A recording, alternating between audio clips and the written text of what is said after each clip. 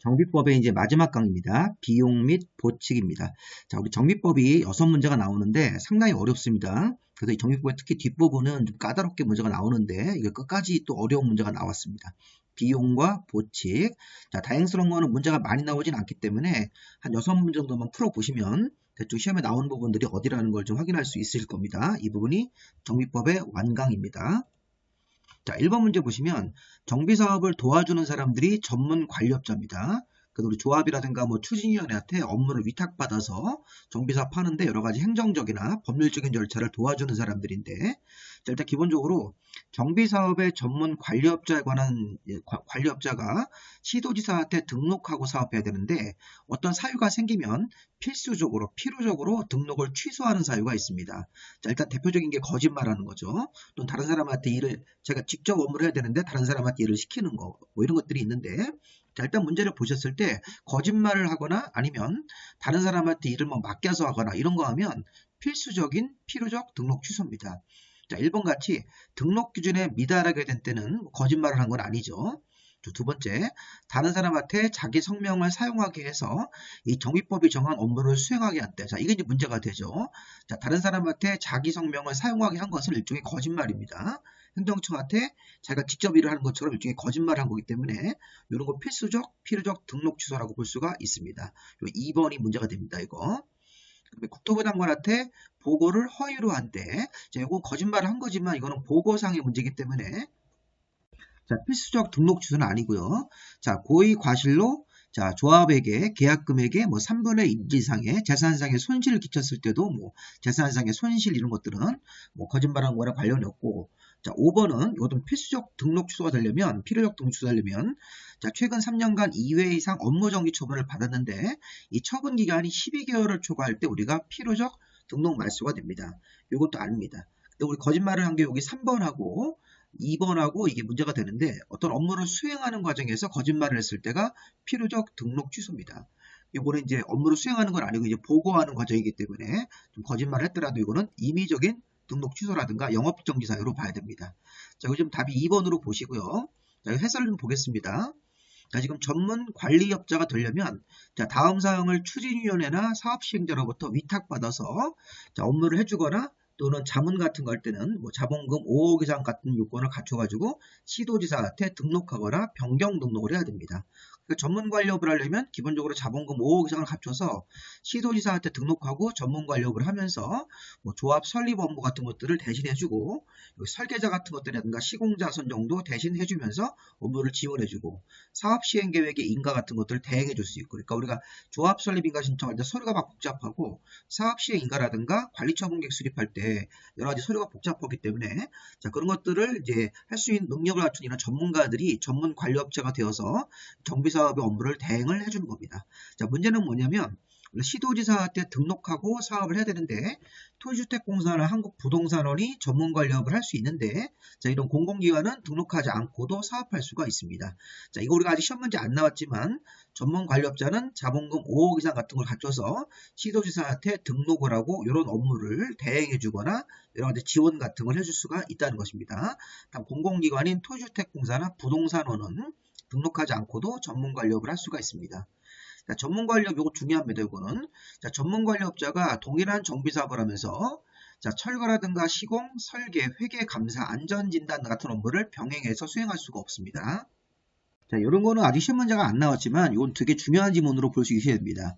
자, 전문관리업자가 어떤 일을 해줍니까? 아까 뭐 조합 설립인가 신청 업무의 대행 같은 것들, 동의받는 것들을 대신해주고 대행, 뭐 사업성 검토, 뭐 설계자나 시공자 선정 업무의 지원, 자, 사업 시행 계획이나 관리 처분 계획 수립 같은 것들에 대한 대행 이런 것들을 좀 해줄 수 있습니다. 전문관리업자가.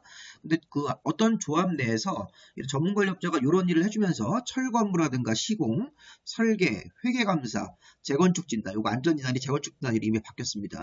자, 이런 것들에 대해서 병행해서 수행할 수 있다 이런 식으로 문제를 많이 내기 때문에 이거 잘 보셔야 됩니다.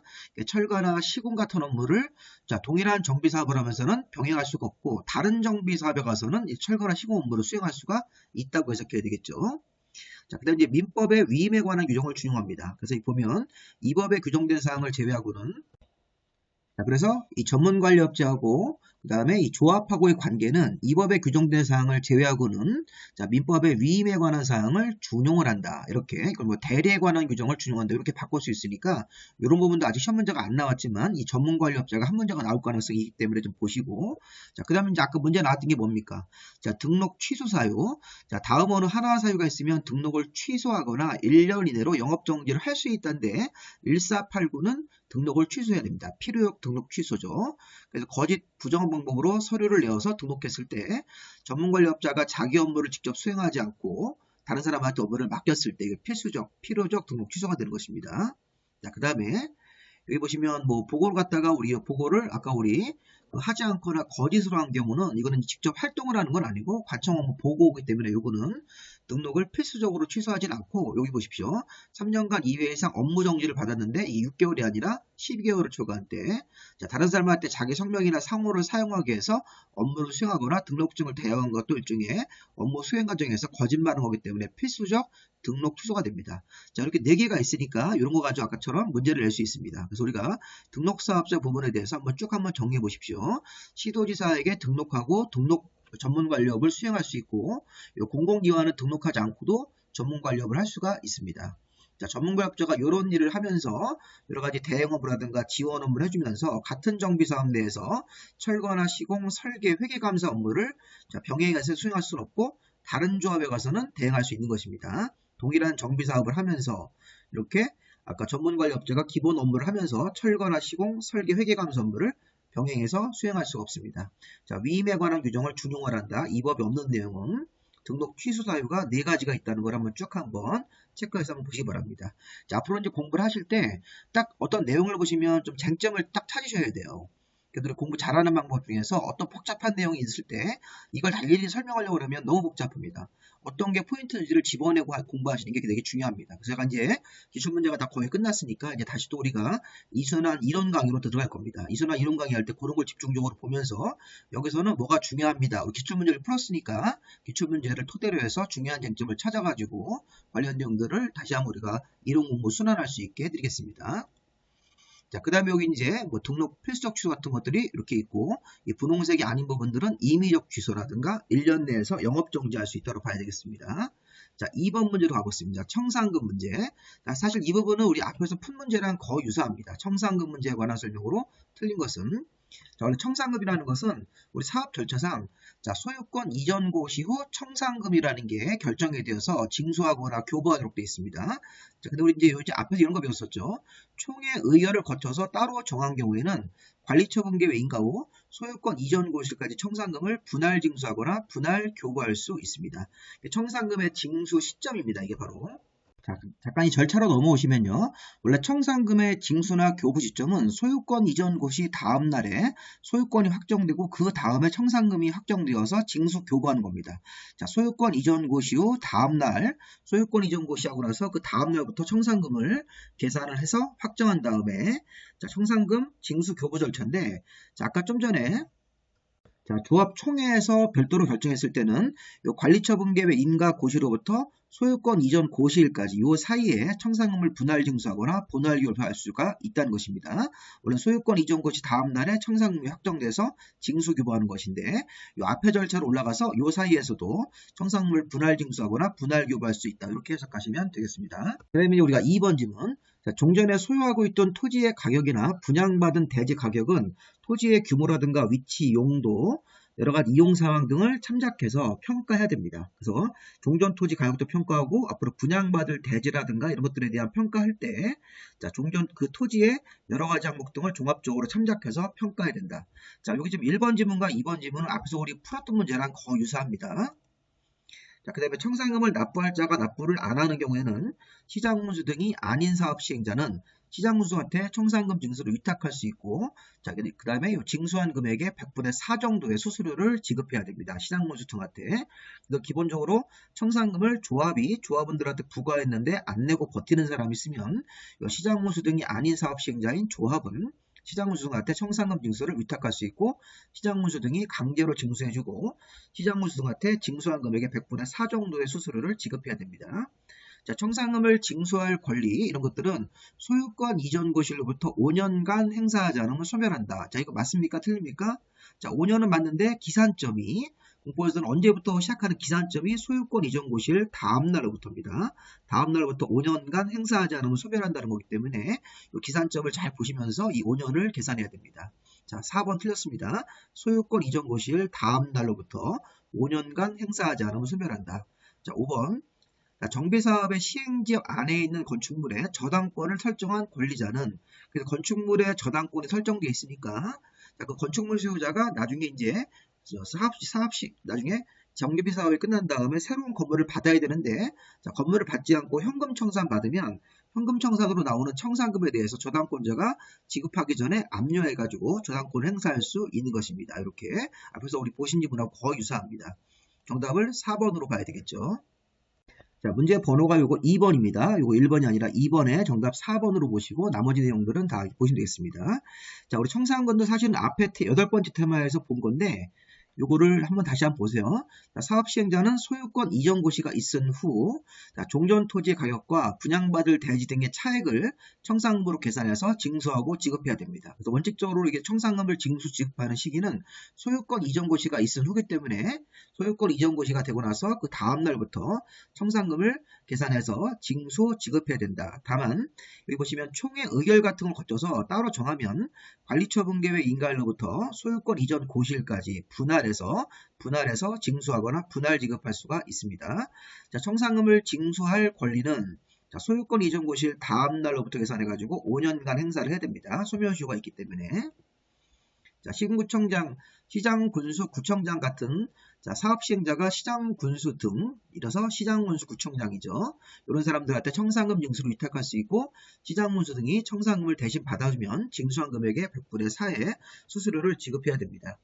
자, 근데 아까 물상대 약간 있었죠. 청산금은 청산금을 안 받으려고 하는 사람이 있으면 공탁할 수 있고, 자, 저당권자가 종전 토지나 건물에 저당권이 있었는데 그 종전 토지나 건물이 소유권 이전 고시라는 데에 새로운 토지나 건물을 받지 않은 그런 형태라면 나중에 현금으로 청산받습니다. 청산금에 대해서 미리 압류 절차를 거쳐서 저당권 행사가 가능한 것으로 봐야 되겠죠. 그러니까 종전의 저당권자는 이 저당권을 행사할 때 토지나 건물 소유자들이 나중에 토지나 건물을 받지 않고 사업이 끝난 다음에 청산금 형태로 받을 때는 지급하기 전에 청산금을 압류해서 저당권 행사가 가능하도록 되어 있습니다. 이런 것들이. 자, 그 다음에 이제 3번 문제 보겠습니다. 자, 3번 문제 좀 잘 보십시오. 비용 부담에 관한 설명이다. 틀린 것은 좀 내용이 많아서 그렇습니다. 읽어보시면 어려운 내용은 아닌데 내용이 많아가지고 좀 헷갈립니다. 자, 한번 보세요. 자, 정비사업의 비용 부담, 정비사업비, 재건축, 재개발하는데 이런 사업비는 정비법이나 다른 법률의 특별한 규정을 제외하고는 사업시행자인 조합이 사업시행자면 조합이 부담하는 거고 최종적으로는 조합원들이 내야 되는 것이죠. 그래서 사업시행자가 우리가 뭐 일반 분양 같은 걸 해가지고 수입이 생기고 또 조합원들한테 추가 분담금 이런 걸 받아가지고 그 사업시행자가 이 조합이란 이 법인 자체가 사업시행을 이끌면서 비용을 부담하는 게 원칙입니다. 이게 당연한 조항입니다. 근데 우리가 정비사업 할 때는 이 공익사업 성격이기 때문에 국가나 지방자치단체가 일부 비용을 보조하거나 융자할 수 있습니다. 그래서 2번 같은 경우 보세요. 자, 지방자치단체는 시장무수 등이 아닌 사업시행자가 시행하는 정비사업에 드는 비용에 대해서 융자를 알선할 수 있으나 직접적으로 보조할 수는 없다 이렇게 되어 있는데, 자, 요 지문은 비용의 일부에 대해서 우리가 시행자가 시장군수 등이 아닌 사업시행자에 대해서 여기 뭐 지방자치단체 보시면 국가나 지방자치단체가 시장군수 등이 아닌 사업시행자가 사업 시행하는 정비사업에 들어가는 비용에 대해서 일부를 보조, 융자할 수 있습니다. 융자 알선 같은 것도 가능하고요. 이 지문 같은 경우는 원문이 국가나 지방자치단체는 시장무수 등이 아닌 사업시행자가 정비사업을 하는데 정비사업에 들어가는 비용에 대해서 이 정비사업이 공익사업 성격이 있기 때문에 국가나 지방자치단체가 정비사업에 들어가는 비용의 일부를 보조하거나 융자할 수 있고 융자 알선도 가능하기 때문에 2번 지문이 틀린 겁니다. 딱 봐도요. 그런 지문들을 모르시더라도 융자도 할 수 있을 것 같고 보조도 할 수 있을 것 같다 이런 느낌이 좀 나셔야 됩니다. 정비사업 자체가 공익사업이기 때문에. 3번 정비구역 안에 국유 공유재산이 있다. 우리 이제 실무감 이런 거 많죠. 정비구역 안에 사유지만 있는 게 아니라 국유지 아니면 시가 갖고 있는 공유지 같은 게 있을 때는 요 공유재산은 사업시행자 또는 점유자, 사용자한테 다른 사람들한테 우선적으로 수익 수의계약으로 매각될 수가 있습니다. 자, 국공유 재산 같은 게 정비구역 안에 있을 때는 해당 정비사업을 위해서 쓰여져야 되기 때문에 정비사업의 사업시행자라든가 뭐 점유자 이런 사람들한테 자, 다른 사람의 우선에서 이런 사람들한테 우선적으로 수의계약으로 매각이 돼가지고 정비사업을 위해서 쓰여질 수 있게끔 해줘야 됩니다. 이런 것들 맞는 지문으로 봐야 됩니다. 자, 4번에 보시면 시장문수 등이 아닌 사업시행자는 부가금 연체료를 체납하는 사람이 있으면 이것도 마찬가지로 시장문수 등이 아닌 아까 청산금처럼 시장문수 등이 아닌 사업시행자가 조합이겠죠. 이런 조합 같은 시행자가 자, 부가금 연체료 같은 것들을 체납하는 사람이 있으면 시장문수 등한테 징수를 위탁할 수 있고 이것도 징수한 금액의 100분의 4의 수수료를 시장문수 등한테 지급을 해야 됩니다. 자, 5번 같은 경우도 사업시행자는 정비사업을 하는 지역에서 전기나 가스 같은 것들을 공공문서를 설치하기 위해서 공동구라는 걸 설치합니다. 자, 우리 국토계획법에서도 뭔가 좀 배웠죠. 요즘에는 이제 전기 같은 것들 전신주, 가스 같은 가스관을 도로 아래다가 따로따로 매설하지 않고 또 전신주를 지상에다 세우지 않고 공동구라는 이런 기반시설을 만들어서 자, 공동구를 도로 아래다가 설치한 다음에 그에다가 공동 수용하는 자, 그러면 공동구를 이렇게 설치하는 경우가 우리 정비사업에서 이제 많이 생깁니다. 그럴 때는 공동구에 수용될 시설을 설치할 의무가 있는 자, 예를 들어서 뭐 전기면 한전, 통신선이면 KT 이런 사람들, 뭐 가스 같은 것들을 만약에 공동구 안에 수용을 해야 된다면 뭐 가스공사 이런 사람들한테 공동구 설치 비용의 일부를 부담시킬 수가 있는 것입니다. 이것도 공동구 설치 비용을 부담시킬 수 있다. 누가? 사업시행자가 공동구를 직접 설치할 때 공동구 설치하는데 돈이 100억 든다. 그럼 100억이라는 돈에 대해서 공동구 안에 수용할 시설을 설치할 의무가 있는 자가 한전이라든가 KT라든가 가스공사 이런 사람들이 공동구를 직접 사용할 사람들이기 때문에 그런 점용 이전자한테 공동구 설치 비용을 부담시킬 수가 있습니다. 굉장히 좀 내용 자체가 좀 어렵지만 읽어보시면 이게 그럴 만한 내용이라고 보셔야 됩니다. 왜냐하면 공동구 설치를 사업시행자가 하는데 사업시행자가 돈이 부족하니까 공동구에 수용되어야 할 시설, 뭐 전기선, 통신선, 가스관 같은 것들을 우리나라에서는 설치할 의무가 있는 자들이 있습니다. 아까 우리 공기업들 한전이라든가 KT 같은 사람들 그런 사람들한테 설치 비용의 일부를 부담시킬 수가 있겠죠. 자, 설치 비용을 부담시킬 때는 계산할 때 점용 예정 면적 자, 공동구를 차지하는 면적 같은 것들을 고려해서 비용을 부담시킬 수가 있습니다. 자, 일단 보시면 정답은 2번으로 봐야 되겠죠. 2번. 자, 2번 요건 이상합니다. 보조, 융자를 할 수 있고 융자 알선도 가능합니다. 자, 보조할 수 없다 그랬으니까 틀린 것이죠. 자, 이 내용을 좀 한번 좀 봐드리겠습니다. 자, 먼저 일단 보조 관련된 조항이 이렇게 4가지가 있는데 자, 일단 중요한 게 요겁니다. 요건 아직 시험 문제에서 안 나왔지만 잘 보세요. 요거 임의적으로 비용의 일부를 보조 용서할 수 있다고 요거는 의무적으로 시장문수가 이 토주택공사가 주거환경 개선 사업할 때 비용의 전부나 일부를 토주택공사한테 보조를 하여한다 이렇게 여기 융자란 말은 없지만 보조를 하여한다 이거는 보조나 융자를 할 수 있다 이렇게 되어 있습니다. 이걸 한번 잘 보십시오. 자, 국가나 시도지사 같은 관청은 시군구청장이나 토주택공사 등이 시행하는 정비사업입니다. 자, 이 분홍색에 해당하는 사람이 이제 비용을 주는 겁니다. 비용을 보조해주는 사람인데, 자, 국가나 시도지사가 시군구청장이나 토주택공사가 시행하는 정비사업을 하면서 기초조사 비용, 정비기반시설, 임시거주시설 같은 자, 이런 비용에 대해서는 자, 시군구청장이나 토주택공사에게 기초사라든가 정비기반시설, 공동이용설에 건설하는 비용의 일부를 보조, 융자할 수 있습니다. 조금 어려우시면 이렇게 하세요. 자, 국토부 장관이 국가라든가 시도지사는 시군구청장이나 토주택공사가 하는 사업에 대해서 일정한 내용에 대해서 이런 들어가 설치하는 비용에 대해서 보조, 융자할 수 있다.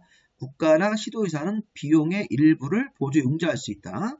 근데 여기 보십시오. 시장문수라고 나오면 시장문수 등은 토지주택공사가 주거환경 개선사업 같은 거 할 때 정비기반시설 비용, 공동이용설 비용 같은 것들에 대해서 전부나 일부를 토지주택공사인 시행자가 주거환경 개선사업을 특별히 하기 때문에 자, 주거환경 개선사업은 정부가 지원을 많이 해줍니다. 저소득층들이기 때문에 자, 이때는 비용의 전부나 정비기반시설 같은 것들을 설치하는 비용의 전부나 일부를 보조를 하여한다고 되어 있습니다. 자, 국가나 시도지사는 시군구청장이나 토주택공사가 사업하는 과정에서 이런 것들에 대한 건설 비용의 일부를 보조 융자할 수 있는데 시장, 군수 등은 토주택공사가 주거환경 개선 사업을 할 때는 많이 도와주기 위해서 비용의 전부나 일부를 보조를 하여한다고 되어 있습니다. 하여한다. 자, 이런 것들을 할 수 있다, 하여한다. 이런 느낌을 좀 한번 갖고 한번 읽어보시고요. 자, 그 다음에 이제 아까 문제 나왔던 게 이거죠. 국가나 지방자치단체가 시장군수 등이 아닌 사업 시행자인 조합에 대해서 지원할 수 있다. 국가, 지방자치단체는 시장군수 등이 아닌 사업 시행자가 정비사업을 할 때 들어가는 비용에 대해서 보조, 융자할 수 있고 융자를 알선도 가능하기 때문에 요거 아까 시험 문제에서 나왔던 겁니다. 그리고 그다음에 여기 국가나 지방자치단체가 토지임대부 분양주택을 공급받는 사람에 대해서 이 공급 비용, 이 분양받는 비용에 대해서 또 전부나 일부를 보조, 융자할 수 있습니다. 자, 토지임대부 분양주택을 받으면 굉장히 혜택이 있겠네요. 토지임대부 분양주택을 공급받으면 국가나 지방자치단체가 자, 토지임대부 분양주택을 공급받는 비용이니까 우리 토지임대부가 뭡니까? 기본적으로 토지는 빌려 쓰고 건물 부분만 분양받는 주택인데 이 분양받는 주택에 대해서 공급받는 사람이 공급 대상자가 되면 국가나 지방자치단체가 공급 비용의 전부나 일부를 아주 싼 이자로 융자할 수 있고 보조할 수도 있으니까 굉장히 특혜가 되는 겁니다. 그 토지임대부 분양주택 같은 걸 공급받는 것도 한번 우리가 젊은 층들이 한번 이런 것들 자격 요건을 갖춰서 우리가 한번 도전을 볼 만합니다. 우리 서울시 아파트 값을 굉장히 비싸죠. 서울시라든가 또 대부분 또 서울시를 많이 이렇게 거주하려는 의사가 있으신데 서울시 안에서 우리가 아파트 같은 걸 분양받을 때 이 토지임대부 분양주택을 전략적으로 공략을 해서 한번 분양받는 것도 어떨까라는 이런 좋은 혜택이 있기 때문에 한번 보시 바랍니다.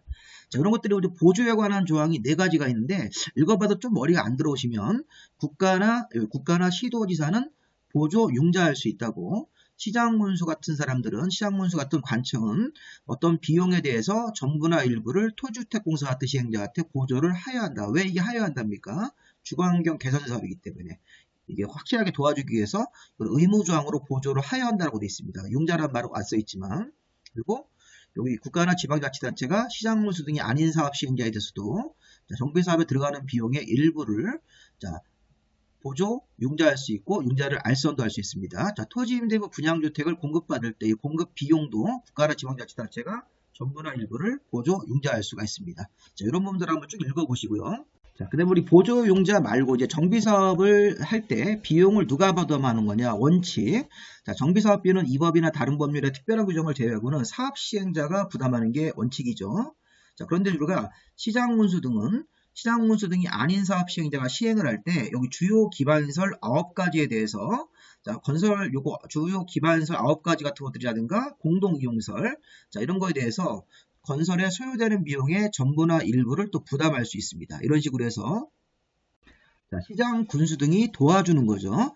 시장군수 등이 아닌 사업 시행자면 예를 들어서 조합 같은 사람들이 사업을 할 때 정비사업을 하면서 주요 기반시설, 공동이용설 여기 9개, 도로, 상하수도, 공원, 공용주차장, 공동구, 녹지하천, 공공공지, 광장 같은 것들 건설에 소요되는 비용의 전부나 일부를 부담할 수가 있습니다. 왜냐하면 이런 것들은 기본적으로 사업 시행자가 이렇게 할 때 비용이 너무 많이 들어가기 때문에 시장군수 등 같은 관청이 지방자치단체, 기초지방자치단체가 비용의 전부나 일부를 부담을 해가지고 정비사업을 좀 원활하게 하면서 또 세금 가지고 또 이런 데 써야 될 필요가 있기 때문에 이런 식의 규정을 둔 것 같습니다.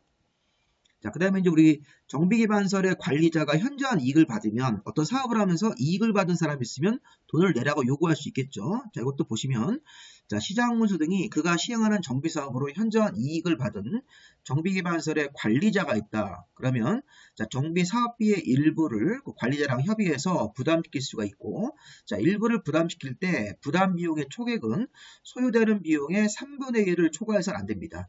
정비기반설의 관리자가 현저한 이익을 받았으니까 정비기반설 같은 것들에 대한 사업비의 일부를 부담시키는데 3분의 1을 넘지 못한다. 그런데 정비기반설의 정비가 정비사업의 핵심 주요 내용일 때는 부담비용의 총액을 2분의 1까지 올릴 수 있습니다. 원래가 3분의 1인데 2분의 1 같은 것들. 그리고 이제 공동구 수용 의무자한테도 비용을 부담시킬 수 있다.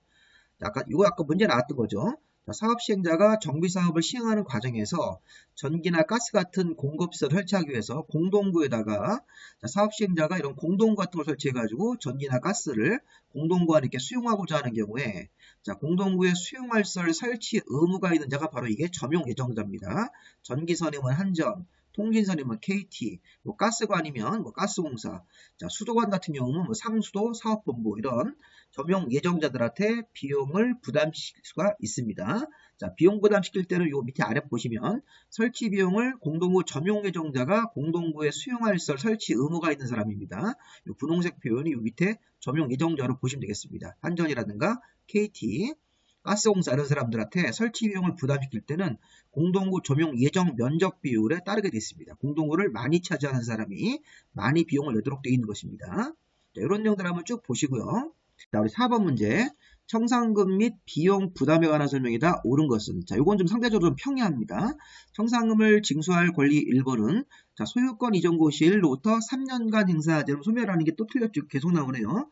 소유권 이전 고시일 다음 날로부터 기산해서 5년간 행사하지 않으면 소멸하는 것입니다. 1번 틀렸고요.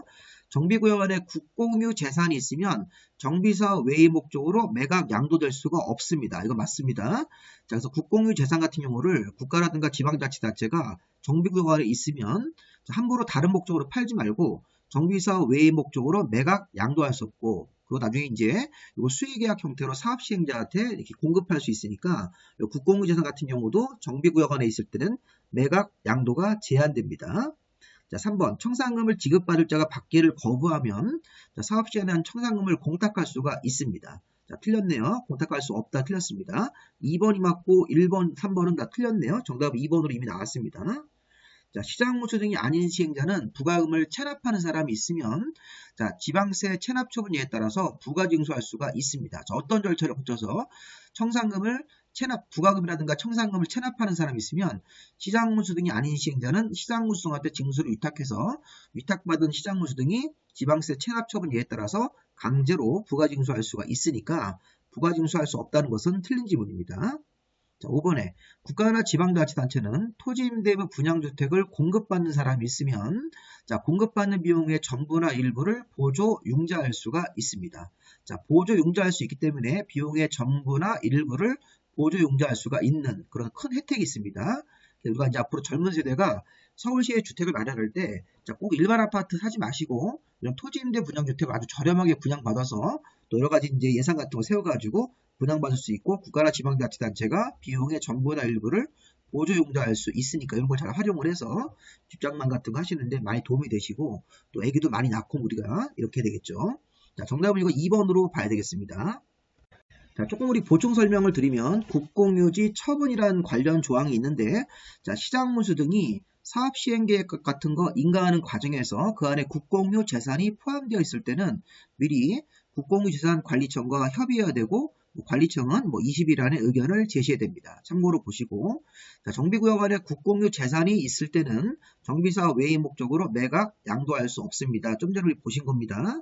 자, 그 다음에 자, 국공유재산은 수의계약으로 매각 임대할 수 있습니다. 정비구역 안에 국공유재산 같은 게 있을 때 이 국유재산법이라든가 공유재산법에 여러 가지 그런 계약 관련 규정에도 불구하고 사업시행자라든가 점유자 이런 사람들한테 우선적으로 수의계약으로 매각할 수가 있습니다. 이런 사업시행자인 조합에게 자, 국가 땅이라든가 지방자치단체를 우선적으로 매각 임대할 수 있습니다. 자, 심화 문제 2개를 좀 더 풀어보겠습니다. 좀 전에 우리가 시장무수 등은 지방자치단체, 기초지방자치단체, 시장무수 등이 시군구청장인데 자, 시장무수 등이 아닌 사업시행자가 사업시행하는 과정에서 정비계획에 따라서 설치되는 도시계획설 중 어떤 9가지들에 대해서는 시장무수 등이 비용을 부담할 수가 있었죠. 그래서 정확한 표현은 비용의 전부나 일부를 부담할 수 있습니다. 자, 시장, 군수 등이 아닌 사업 시행자가 시행하는 그런 정비 사업을 하면서 여러 가지 도시계획설 같은 거 설치할 때 9가지 도시계획설이 있는데 그런 거에 대해서는 시장, 군수 등이 비용의 전부나 일부를 부담할 수 있습니다. 자, 그 9가지 기반시설이 여기 기역, 니은, 디귿, 리을이 다 들어갑니다. 이거 다 들어가기 때문에 정답을 이거 5번으로 보시고 해설을 좀 보시면요. 자, 주요 기반시설 설치 비용 임의적으로 자, 건설에 소요되는 비용의 전부나 일부를 부담할 수 있다. 이렇게 돼 있어가지고 자, 시장문수 등이 누가 사업합니까? 시장문수 등이 아닌 사업 시행자가 사업하는 과정에서 주요 정비기반시설, 공동이용설 1번부터 9번까지 9가지가 있네요. 자, 이런 것들에 대한 건설 소요되는 비용의 전부나 일부를 부담할 수 있으니까 요걸 내면 되고 1번부터 9번까지 있는 것들 중에서 여기 보시면 문제가 공원, 공공공지, 공동구, 공용주차장 같은 것들이 있으니까 이런 거에 대해서 비용을 아까 부담할 수 있는 것 중에 이 5가지가 다 여기 이 4가지가 다 포함이 되죠. 그래서 정답이 5번이 되는 겁니다. 이런 것들도 사실 좀 어렵죠. 여기 보시면 자 도로, 그 다음에 상하수도, 공원, 공용주차장, 공동구. 자, 보시면 외우실 때, 자, 도로 아래 공동구가 설치가 되고, 공동구 안에 상하수 같은 게 들어가 있다. 그 다음에, 자, 도로를 달리다 보면 공원하고 공용주차장 같은 것들을 만나고, 또 공원 옆에 녹지도 있고, 도로 가장자리 하천도 있고, 그 밖에 공공고지라든가 광장 같은 넓은 땅들이 있습니다. 이런 것들이 이게 주요 기반시설이기 때문에, 이런 것들에 대해서 자, 건설하는 비용의 전부나 일부를 부담할 수가 있습니다. 왜냐하면 시장문수 등이 걷는 이런 세금에는 이런 것들을 설치를 해야 되는 그 비용으로 나갈 부분도 있기 때문에 정비사업의 사업 시행자가 이런 주요 기반시설을 만들 때 이런 9가지 시설에 대해서는 비용의 전부나 일부를 부담할 수가 있는 규정입니다. 심화 2번 문제가 마지막 문제입니다. 자, 공동구 설치 관리에 관한 설명이다. 옳은 것은 자, 이 문제는 조금 어려운 문제입니다. 한번 보세요. 자, 공동구 점용 예정자가 부담을 할 자, 우리 공동구라는 게 정비 사업을 하면서 도로 아래 지하에다가 공동구라는 큰 관을 묻어서 거기다 뭐 전기선, 통신선, 뭐 수도관, 가스관 이런 것들을 한 번에 수용하는 관이 큰 공동구인데 자, 이 공동구를 설치하고 관리하는 비용에 대해서 문제를 냈을 때 공동구 점용 예정자가 누굽니까? 자, 우리 가스관 같은 경우는 뭐 가스공사 이렇게 전기선이면 한전, 통신선이면 KT 같은 사람들이 그 안에다가 설치하고 관리하는 사람입니다. 그래서 우리가 공동구 점용 예정자가 부담을 할 공동구 설치에 들어가는 비용의 부담 비율은 그래서 한전이 얼마 내고 KT가 얼마 내고 하는 거 부담 비율은 권리 지분 비율이 아닙니다. 소유권을 갖는 게 아니기 때문에 공동구 점용 예정 면적 비율에서 따른다 이렇게 합니다. 이거 시장문수가 정하는 것도 아닙니다. 자, 여기서 보시면 부담 비율은 공동구 점용 예정 면적 비율에 따른다 하기 때문에 뭐 한전이 30% 설치하면 부담하는 비용 전체 중에서 30%로 딱 계산이 되는 거지 시장문수가 정하는 것도 아닙니다. 그래서 여기 보시면 권리 지분 비율을 고려해서 시장문수 등이 정한다가 틀렸습니다. 이거를 점용 예정 면적 비율에 따른다 이렇게 하시면 됩니다. 그 다음에 두 번째, 공동구 설치에 들어가는 보상 비용은 공동구 설치 비용에 포함이 됩니다. 자, 포함된다고 하셔도 되겠습니다. 좀 더 설명을 좀 드리고요. 자, 사업 시행자로부터 공동구 설치 비용의 부담금, 납부 통지를 받은 점용 예정자는 설치 공사 들어가기 전에 3분의 1 이상을 먼저 납부하는 게 맞습니다. 이거 맞는 지문입니다. 자, 1번, 2번 틀렸고 3번은 맞아요. 4번. 자, 공동구 관리 비용 같은 것도 내야 되는데 우리 공동구 점용하는 사람들이 공동구 관리 비용도 내야 되는데 이 관리 비용은 반기별이 아니라 연도별로 산출합니다. 그래서 구체적으로 이게 매년 3월 30일까지 관리비를 납부합니다. 근데 이제 관리비가 많이 나올 수 있으니까 이거를 시장문수 등이 필요한 경우에는 관리 비용을 분할해서 반기별로 반기니까 3월 31일까지 납부하고 또 그 다음 연도는 하반기로 가서 9월 30일까지 이렇게 나눠서 납부하는 거기 때문에 분기면 이게 이제 4분의 1이니까 분기가 아니라 반기별로 납부하게 자, 그래서 반기별로 납부하게 할 수 있습니다. 그래서 이거 지금 분기별로 납부하게 하여야 한다가 아니라 반기별로 납부하게 할 수 있습니다. 자, 이 내용을 좀 보시면요. 정답은 3번으로 하시고요. 자, 일단 우리 공동구 점용 예정자에 대한 비용 부담. 자, 사업 시행자가 정비 사업을 하면서 공동구라는 걸 설치했습니다. 그럼 공동구 설치 비용이 많이 들어가기 때문에 공동구에 수용할 시설을 설치할 의무가 있는 자, 공동구 안에 이제 들어갈 시설들, 전기선, 통신선, 가스관, 이런 것들에 대해서 그런 것들을 설치할 의무가 있는 사람들한테 아까 한전이라든가 KT 같은 사람들한테 공동구 설치 비용을 부담시킬 수가 있습니다. 자, 부담 비율은 공동구 점용 예정 면적 비율에 따르는 겁니다. 이렇게. 그래서 점용 예정자들이 자, 설치 비용 같은 것들의 일부를 부담할 때 부담 비율을 계산할 때는 점용 예정 면적 비율에 따릅니다. 권리 지분 비율이 아니고요. 자, 공동구 설치 비용을 계산해서 이 설치 비용 중을 이렇게 분배해가지고 이제 비용을 부담시킬 건데 설치 비용 계산할 때 이렇게 1, 2, 3, 4, 5번 같은 것들이 다 설치 비용이 들어갑니다. 아까 제가 보시면 이 보상 비용 같은 게 있을 때는 보상 비용을 포함하는데 보조금 같은 게 있을 때는 보조금을 뺀다는 것도 한번 읽어보십시오. 공동구 설치 비용 계산할 때는 1번부터 6번까지 같은 금액이 설치 비용인데 보상 비용 포함되죠. 근데 보조금 같은 게 있을 때는 그걸 빼고 설치 비용을 계산합니다.